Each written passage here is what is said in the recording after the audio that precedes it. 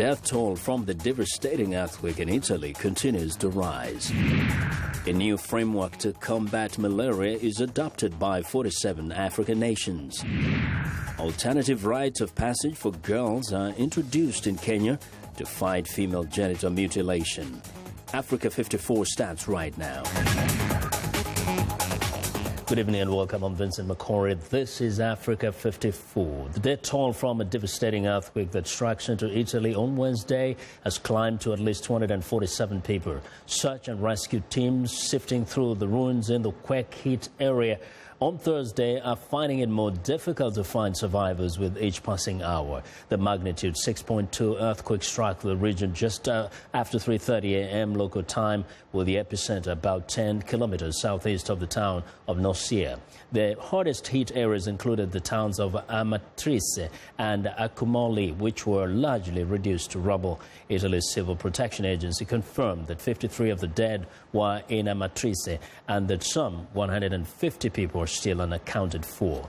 Prime Minister Matteo Renzi traveled by helicopter to the affected areas to meet rescue volunteers. A local fire department official says the chances of finding people alive are diminishing as conditions are extremely challenging. We're still using sniffer dogs units as the starting point in the search and rescue operations, and we're putting everything we have out in the field in order to continue the search operations. All the information is shared and communicated between the different teams. We're still working towards finding as many people as possible alive. Rescue workers are painstakingly removing rubble piece by piece in the hope of finding more survivors. Now, Lorenzo... Okay, we don't have that one. Now, aerial video taken by drones showed suites of Amatrice last year, voted one of Italy's most beautiful historic towns, destroyed. For the latest on the search and rescue mission in Italy, journalist Giovanni Sorrentino joins us live via Skype from Rome. Good evening, Giovanni. Good evening. All right. The question first I want to ask is, the numbers seem to be rising really fast. What is the estimated population that we can think about as we think about the devastation in this area? Well, it's hard to say because usually these villages have not high population, but in this period of the year, it is still a holiday period here in Italy. There were more inhabitants because part of the people were there only temporary because they were visiting relatives or because they had their second house there, and also because next Sunday there was supposed to be a huge and important celebration in Amatrice about a particular kind of pasta dish that everybody knows here in Italy. And they were going to do this big celebration, and there were hosts in some of the hostels and hotels over there. Now, Giovanni, you're familiar with this particular region. Tell us what is unique. It looks like, it is special. It was considered one of the best places to visit in the world. Well, it is, this is the good part and the bad part, because Italy has lots of these beautiful villages. Most of them are medieval, and they're very nice to see, to visit. Most of them are also UNESCO heritage. And on the other hand, it's 60% of Italian territory is in earthquake danger. This Amatrice and Accumuli in a scale of danger where danger number 1, which is the highest. So on a way, there are beautiful places, very well preserved, but on the other hand, there are highest risk of collapsing when something like this occurred. Now, there were concerns that some of the buildings are still collapsing. How has it been for the rescue teams? Are they impeded from getting closer to some of those regions? Well, they're not impeded, but I have to say a strong aftershock jolted the Italian town of Amatrice just a couple of hours ago. And so rescue operations are even more difficult. of course, they don't stop, but they have to take care also to journalists, for example. There are a lot of journalists over there. They have to take care of local people who are trying to take something from their homes. I mean, they are not stopping for sure rescue operations, but I have to say they are more and more difficult. And now we know that it is not extremely far from Rome, but are you finding that there's so many people perhaps who live in Rome that are affected in some way by that earthquake? Actually, I was jumped off the bed by the earthquake because it was very scary. It was at night and the bed was shaking very hardly. And we stayed all night awakened, and all the people I know here in Rome experienced the same thing. It was very strong, and we were very worried because we realized that something was going on, something more serious was going on somewhere not far from here. Oh. I mean, memory ran to the event in L'Aquila in 2009. It was very similar. We felt something very strong here in Rome at night. We didn't know where it happened. And just after a few hours, we realized that there was something serious going on in L'Aquila. All right, the same happened here. Giovanni, thank you very much. Thank you for reporting. That's a journalist, Giovanni Sorrentino, reporting live via Skype from Rome. Now, turning to Afghanistan, police say at least 10 people were killed and more than 37 wounded after a nearly 10-hour-long attack on the American University of Afghanistan in Kabul ended Thursday. The attack began with an explosion Wednesday evening and set off about an hour of gunfire. Security forces responded. Kabul Police Chief Abdul Rahman Rahimi says more than 700 staff and students were rescued after being trapped inside the university complex. One student described how they evaded being discovered by the attackers. The insurgents threw hand grenades at us, but we covered ourselves under the desks in order to save ourselves from shrapnel. Then we all jumped down from the window of the second floor and escaped. Well, police say at least 2 of the attackers were killed. A Pentagon spokesman told VOA that a small number of U.S. advisors assisted their Afghan counterparts in dealing with the attack. At this time, there are no claims of responsibility from any extremist groups. The U.S. State Department condemned the violence and called it an attack on the future of Afghanistan. Now, Burundi could scrape presidential term limits from its constitution. A commission set up to hear public views on governance says most citizens wanted no curbs on the number of times a head of state may seek re-election. The Central African nation has been gripped by violence for more than a year, triggered by President Pierre Nkurunziza's decision to seek a third term. Opponents say the decision made in April 2015 violated the constitution, which currently limits presidential tenure to 2 5-year terms. The chairman of the commission set up by Nkurunziza last year to collect public opinion on Burundi's political systems says that most Burundians wanted term limits abolished. Burundi would be the latest in a growing list of African countries where term limits have been abolished, or someone is trying to abolish them. Now, for more on Burundi politics, journalist Moses Havyarimana joins me by phone from Bujumbura. Good evening, Moses. Yeah, good evening, Vincent. Now, what has been the reaction first of the opposition to these findings of the commission? Well, we understand that most of the opposition leaders have rejected these findings. They said that these are not the views of the real Burundians, and they said that actually the commission was formed by the president himself in his own mandate to accomplish some mission, and that the commission has accomplished its mission actually to favor the president, his views and his supporters on what he may be wanting, and this is what he wanted about the situation whereby he can amend the constitution. Mm-hmm. Now, we know that there is a constitution, and people are saying, stick with the constitution. This was the cause of problems from the beginning. Is there any plan of having like a referendum on that particular clause of the constitution on term limits? Actually, this one was one of the major issues the opposition raised to at least make a referendum, because they said the commission itself, they don't trust the commission since it was formed by the president himself. They said the commission did never even approach the opposition to dialogue with them. It went and followed by the ruling party supporters and those who support President Pierre Nkurunziza. So in the press conference by the chairman of the commission, he said that he couldn't be able to travel outside the country to meet all the opposition leaders, but said he will meet them in the 6 months after being renewed. It's the commission's mandate, which the opposition said that the commission wouldn't have released the report if they haven't yet met to actually share the views also as the opposition leaders in the country.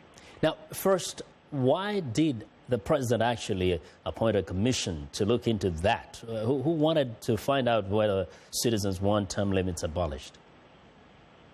The president says actually the Burundians have got the great contribution to their peace, and they have to contribute. Each Burundian have to contribute. So this commission have been carrying out its activities since the beginning of the year and traveling to the countryside all over the country, and also has been invited in some time in the Arusha negotiation to also take part in the place.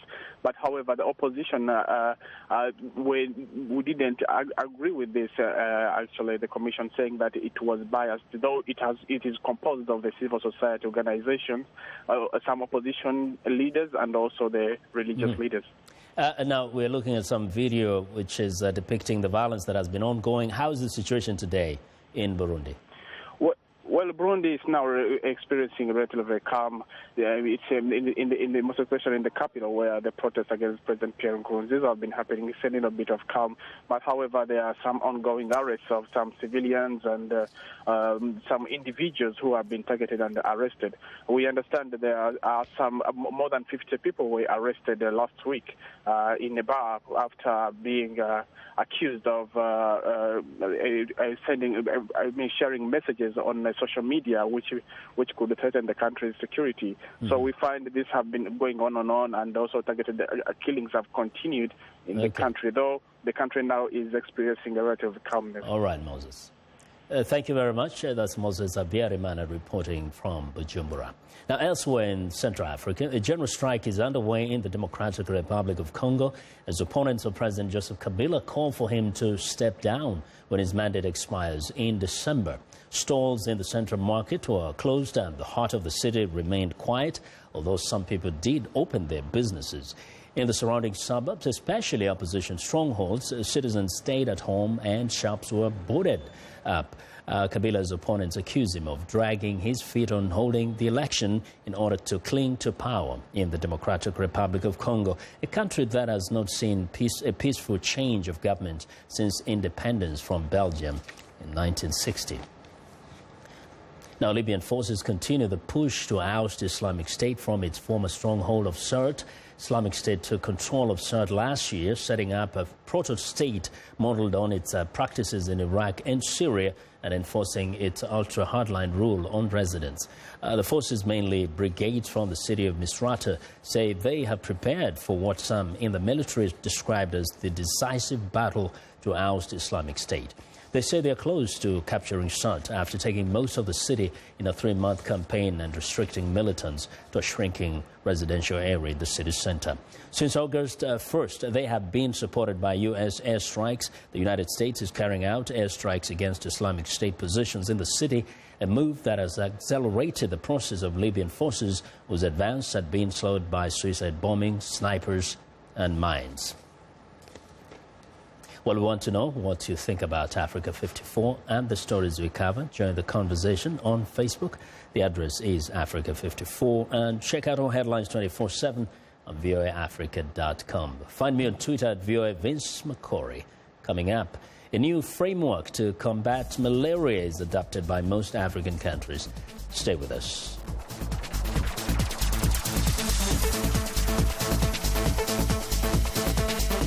And technology, here's what's new. What's new? The 25th anniversary of the World Wide Web, Internet Day. On the 23rd of August, 1991, World Wide Web creator Tim Berners-Lee opened the web to the public, allowing anyone with even limited computer knowledge to roam the internet, clicking on those blue hyperlinks. 28-year-old Andrew Palczewski is one of VOA's technology gurus. In just 25 years, we've gone from a world where the internet didn't exist to one where it's in every facet of our lives, from education to commerce to entertainment. And you have a whole generation of people, myself included, who really don't remember a world without the internet. Estimates are at least 3.4 billion people are surfing over 1 billion websites on the internet. Humans tweet 7,300 times a second. We search for 56,000 items per second on Google. We send 2.5 million emails per second. Searching for cats on Google will get you 680 million hits. Hope you had a happy Internet Day. For VOA's What's New, I'm Todd Grosser.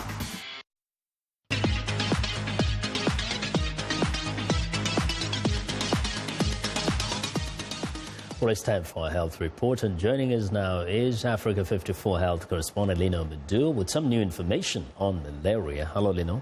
Hello, Vincent.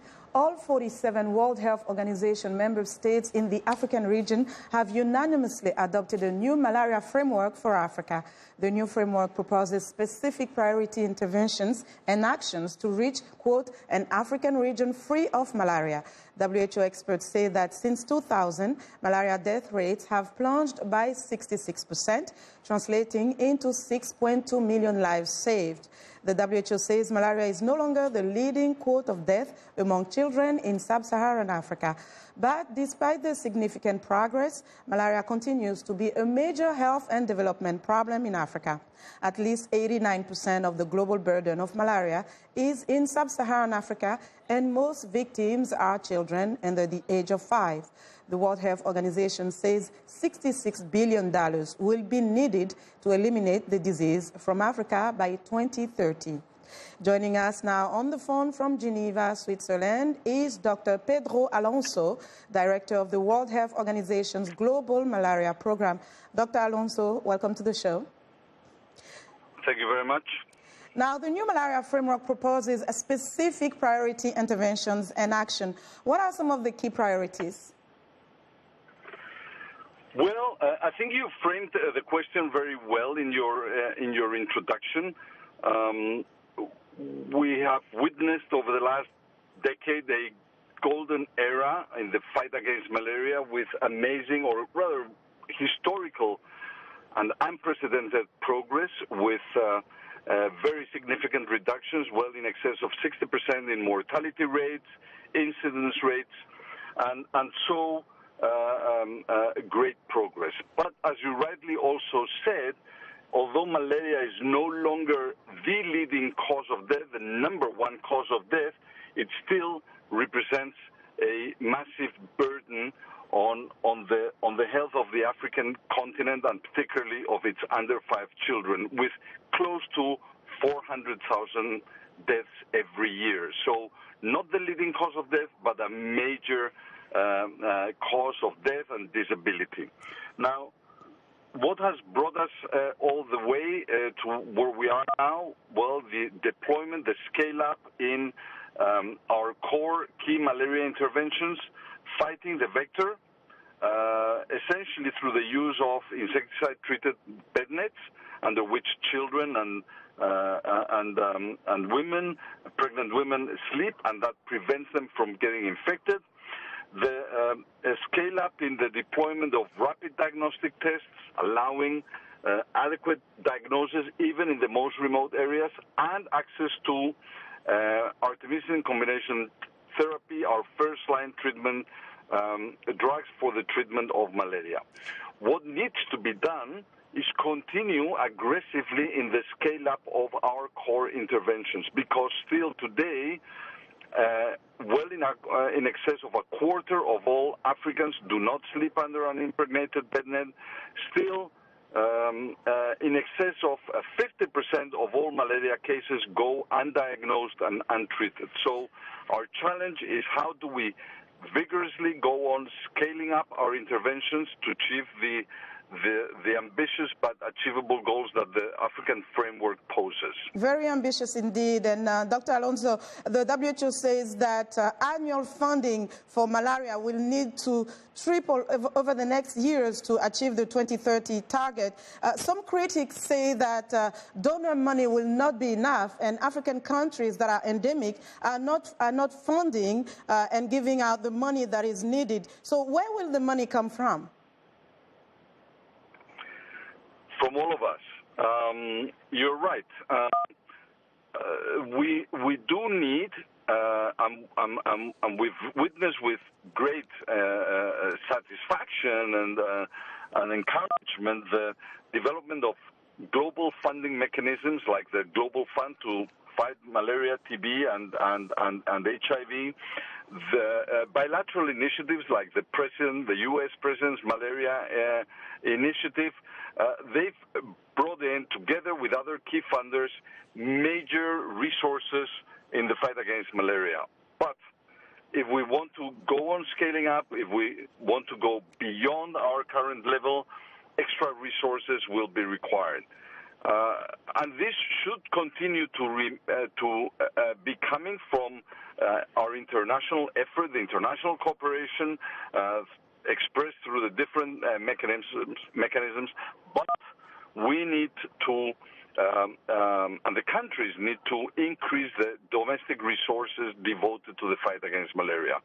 Tripling the funding will not come only from a sustained effort from our international partners, but requires more funding from the countries. We have to leave it there, Dr. Alonso. Thank you so much for joining us today. My pleasure. And that was Dr. Pedro Alonso. He is director of the World Health Organization's Global Malaria Program. Now, a new release report details the damage of Zika infections on the developing brain goes well beyond microcephaly. The latest research draws from imaging and autopsy findings linked with confirmed Zika infections done on 17 infants and fetuses in northeastern Brazil and 28 fetuses or newborns with brain anomalies whose mothers were suspected of having Zika during pregnancy.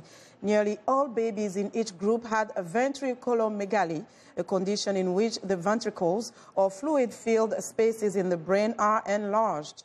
While most of the fetuses had abnormally small head circumference, suggesting they had microcephaly, 3 of the fetuses had normal head circumference but severe ventriculomegaly. The research was published in the journal Radiology. Experts from the World Health Organization warned that a shortage of HIV testing could undermine global efforts to diagnose and treat people with the infection. They looked at responses to annual surveys that the WHO had sent to 127 countries between 2012 and 2014. The survey asked about capacity and usage of blood tests that check HIV status and health.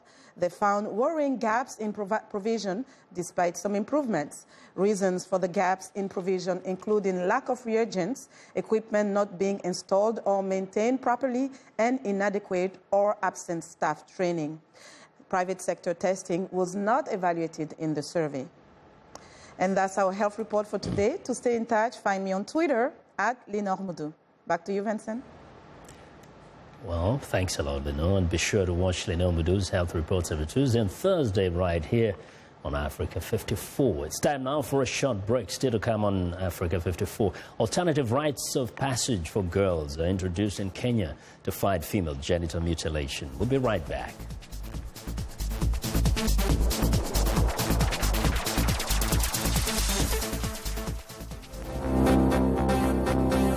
If you've just joined us, I'm Mariama Diallo, and here is a quick recap of today's headlines.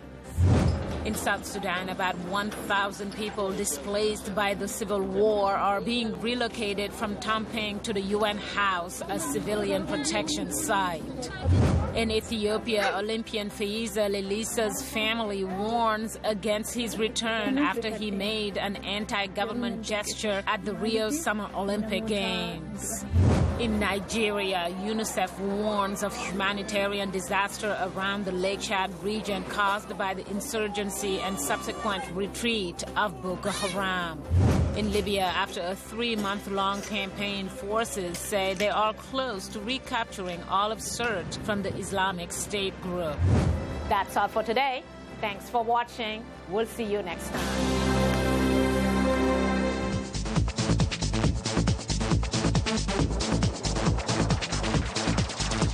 Welcome back. Now, communities in southern Kenya are slowly embracing special ceremonies for girls known as alternative rites of passage of female, that is against female genital mutilation. Lenny Rovaga takes us to one such event. This is Oloitoktok in Kajiado County in southern Kenya. Today, around 400 Maasai girls are undergoing a ceremony to mark their transition from girls to women. This cultural rite of passage used to involve female genital mutilation. But today, the girls are getting a special blessing from the elders. It is known as Alternative Rite of Passage, or ARP. I'm happy because I have undergone ARP and I have not undergone FMG because it causes a lot of diseases and a girl may die. And also, I'm wonderful because we have told our parents the bad effects of FMG and now they have left it. In Kenya, FGM is illegal, but the practice continues. Lasarian Katau worked as a female circumciser for more than 20 years. She says she cut around 200 girls. Today, she is an avid advocate of ARP. She leads the girls in 2 days of classes on the lessons in womanhood. Some of the elders have not embraced alternative rites of passage, and you know they are the decision makers, so that's a major challenge. But in our village, we have embraced it because of information and education. ARPs started in Kenya 7 years ago, but an estimated 100,000 girls still undergo FGM in Kenya each year. Nice Nailante, a fellow from U.S. President Barack Obama's Young African Leaders Initiative, is a global ARP ambassador for the Nairobi-based non-profit UMREF Health Africa. She herself escaped FGM at the age of 8. We should invest in education because all these harmful traditional practices, female genital mutilation, early marriages, teenage pregnancies, if we are not educating our girls, if we are not investing in education, they will never end. But once we realize that there is an importance of educating our girls, the same as educating our boys, that is when as a community we will be able to move forward. At the end of the ceremony, the girls are presented with certificates, proof of their transition. For girls such as Sabina, ARP is one step to leveling the playing field and ensuring girls get equal opportunity to succeed. Lenny Rovaga for VOA News, Oloitoktok, Kenya. Well, and that's our show for today. Be sure to watch Africa 54 on our website at voaafrica.com. For more news, tune in to VOA's evening radio show, Africa News Tonight at 1800 UTC, and in the mornings today, Break Africa between 0300 and 0600 UTC, Monday through Friday. Thanks a lot for watching. From all of us here in Washington, have a good night.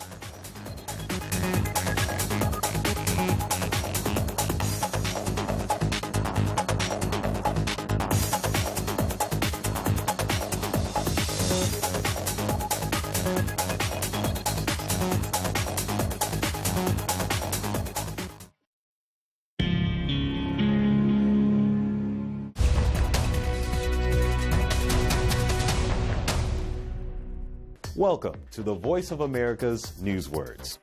Here's a story that has to do with defects or problems with cars. Listen for the word that means to take back something. Recall. They had meetings over this defect. They shared complaints over this defect. Yet there was no investigation by the government and no recall by General Motors until 10 years later. Recall. It is a word that means to ask people officially to return something. In our story, there were major problems with some General Motors cars. The man says the U.S. government and the car company took too long to issue a recall. so the cars could be fixed. Now, when you hear the word recall, your American English will be good enough to know what this news word means.